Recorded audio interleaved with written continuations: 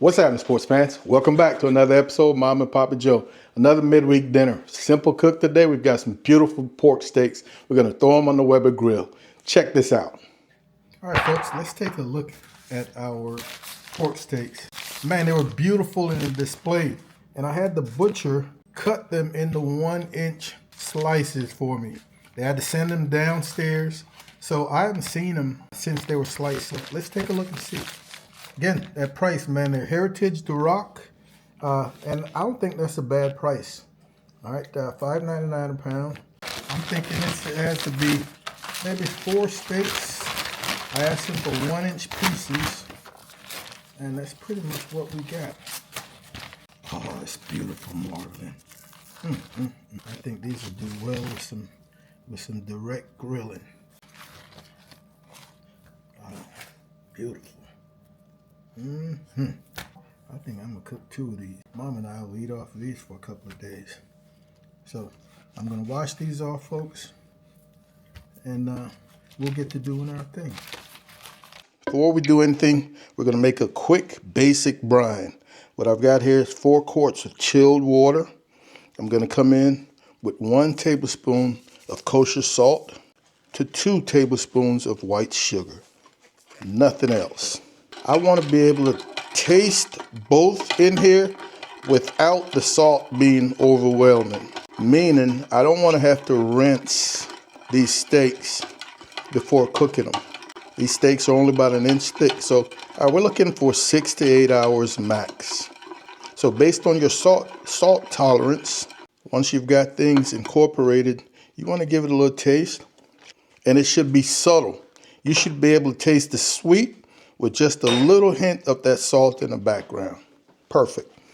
I'm gonna place these steaks in a little sandwich baggie.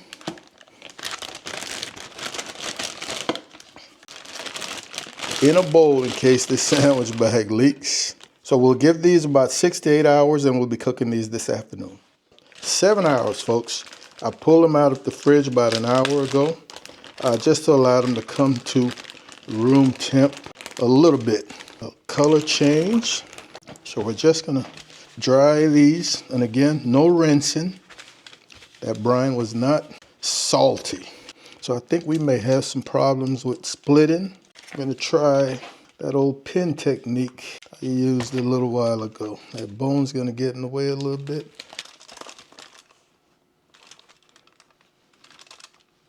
Oh, simple enough. I've got here a little ghee. You can use the oil of your choice, but you're looking for something fairly neutral, and you're not going to use a whole lot. I'm going to be using 2 seasonings for these steaks. I'm going to be using my Badia for that awesome, just great earthiness, and then something new, Lonestar Spice Company. There's a young man named Darian Hill. He's here in Texas.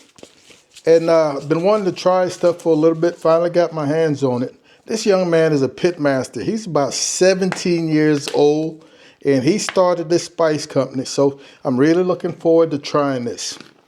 So this is the all-purpose that I'm going to be using today. Smells great. It tastes great out of the bottle. So come in with a nice healthy dose of my Badia Complete Seasoning. It's got all the herbs, spices that I want, not a whole lot of salt. Then come back with this Lonestar All-Purpose. It's going to give me some good color. And it's got kind of a barbecue flavor that I think is going to work very well on the grill. This Lonestar is not salt heavy either, folks. So we've got some salt in the brine, and we've got just enough salt in these 2 rubs to get us where we need to be.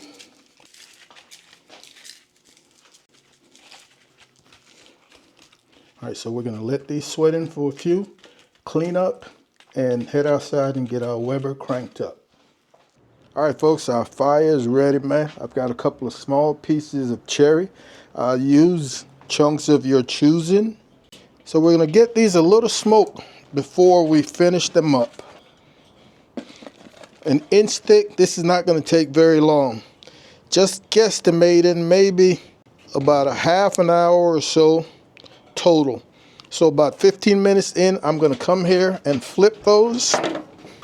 And as usual, vent over the protein to draw that smoke. All right, we're 20 minutes in, folks.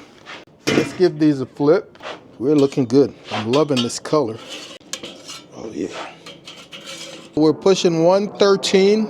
So I'm gonna give these probably another 10, 15 minutes, and then we're gonna crank this fire up and get a good sear.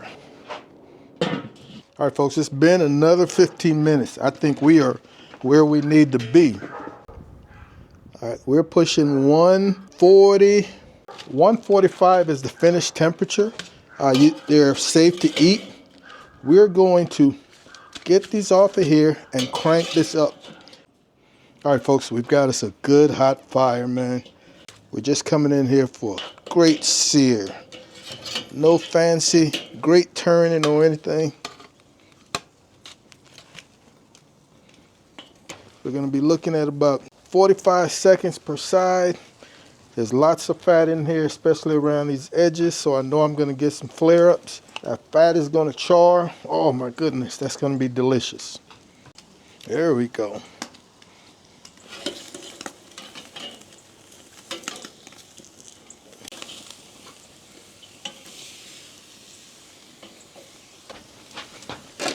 All right, folks, we're getting these off of here.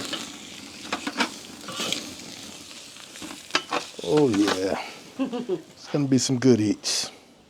We've given this a couple of minutes to rest, man. Let's get into one of these. Smell great. Oh.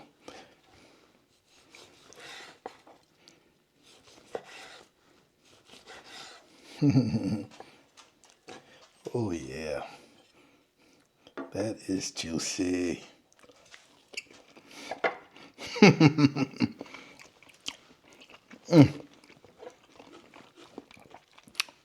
Folks, that char, it went so well with that Lonestar rub. Delicious. Durocs, folks. Lonestar rub, check them out. Holla at that young man, Darian. I'm about to eat this before I get to the table. Very simple cook, folks. Good rubs, good meat, and good fire, good eats.